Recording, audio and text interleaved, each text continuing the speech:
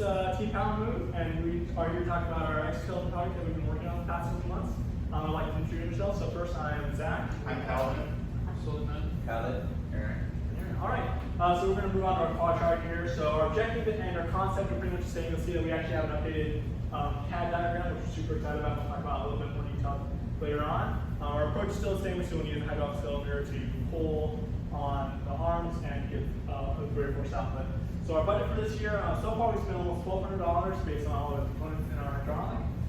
We expect to spend about another $1,300. That's mostly manufacturing costs and a few other parts that we still have to purchase. So subtract, adding together, subtract $750. Our total out-of-pocket expense is going to be about $1,750.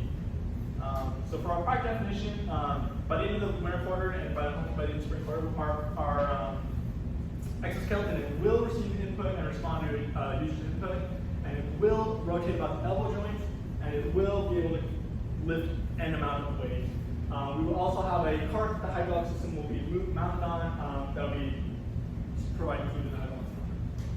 All right, so for our range of motion specifications, we've done evaluation and we feel like the angle of rotation at a minimum should be 90 degrees so that you can be capable of lifting any sort of part. And 150 degrees is our objective because we want to be able to have a full rotation of the arms.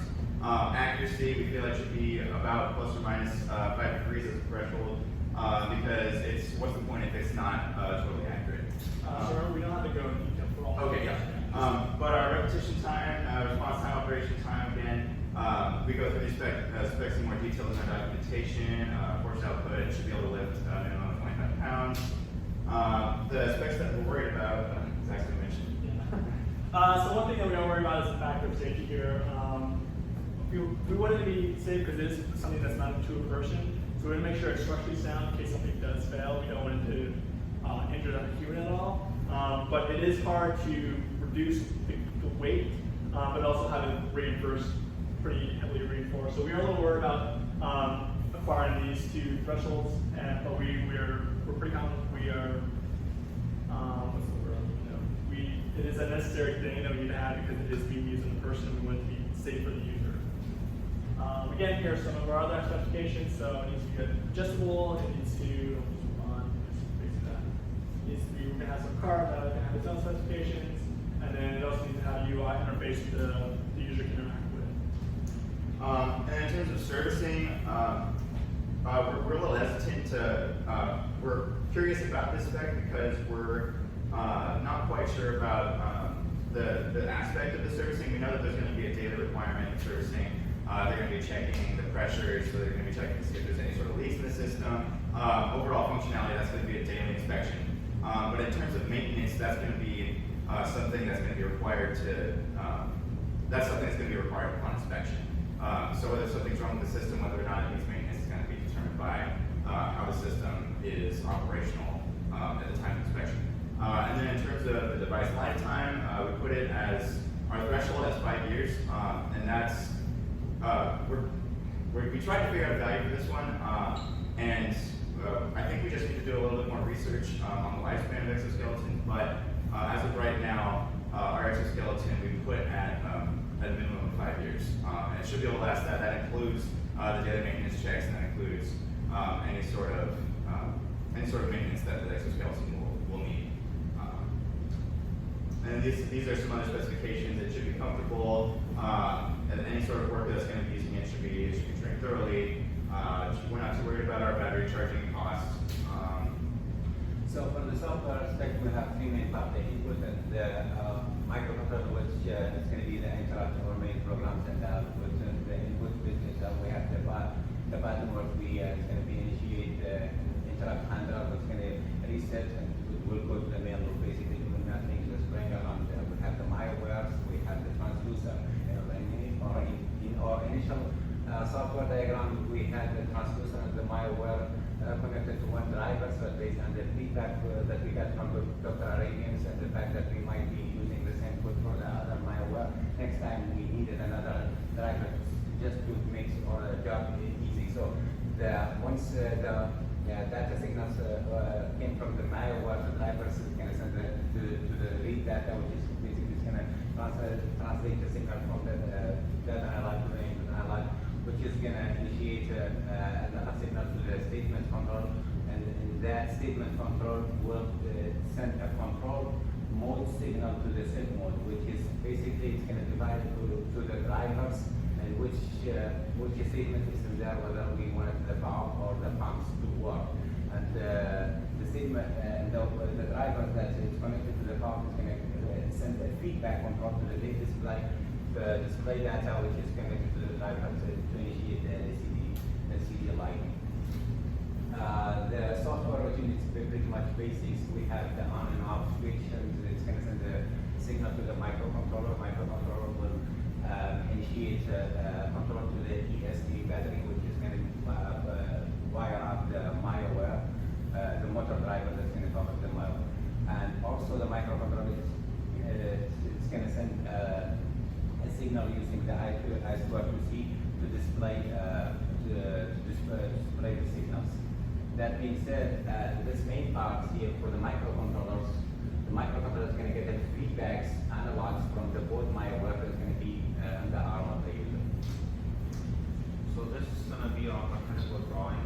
As you can see, there is going to be a hose connected to the person from the flow chart, and there's going to be a back plate right beside you, and then all the joints right here to help you lift the objects.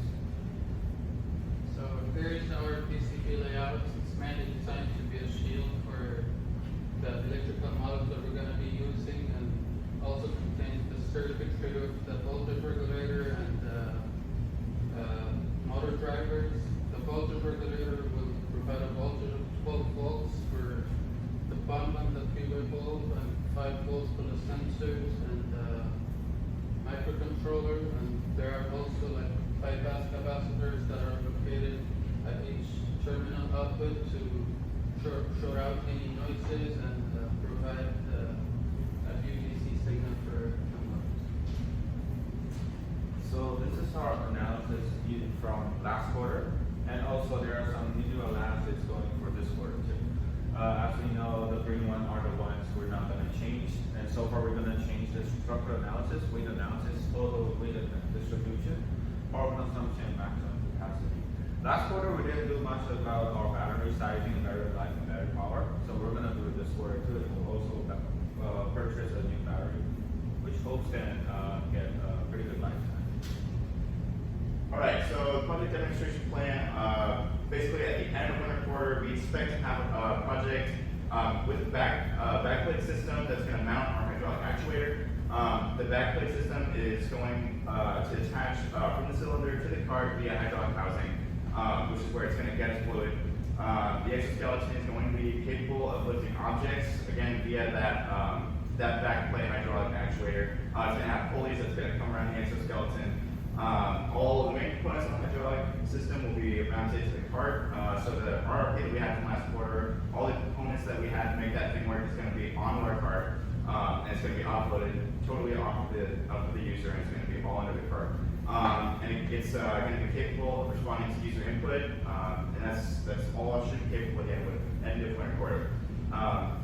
But we want to clarify that we will not be worrying about adjustability of the exoskeleton. We're not going to be worrying about force output, UI, and comfort. We feel like those are all things that we can focus more on those spring quarter, because especially comfort, it's not as important coming into winter quarter as it is going to be when we're coming out of the final project. But all of those will be done through spring quarter.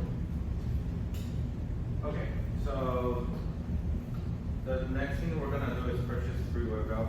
As we mentioned in our team minutes already, we're gonna purchase this probably 2 weeks ago, but we did also this is just because there's a lot of documentation we didn't actually make a decision in, but we do have 3 different kind of freeware valves we're looking into.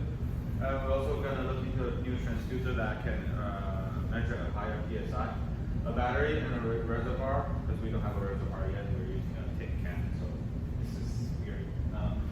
Next step is just we're gonna also do some 3D printed tests, and also start the assembly for the part and the hydraulic system. Cool, so just kind of a big overview of what's been happening so far. Our SolidWorks file is mostly complete now. We finished the block diagrams. We are going to hopefully be starting manufacturing this next week here in a couple weeks or so. Raspberry Pi, which is the program, is about 50% done, as well as the power consumption analysis is about 20% done. The PCB is very close to being done. We're about 75% done with that. And then finally, testing prototype, which we haven't even thought about starting that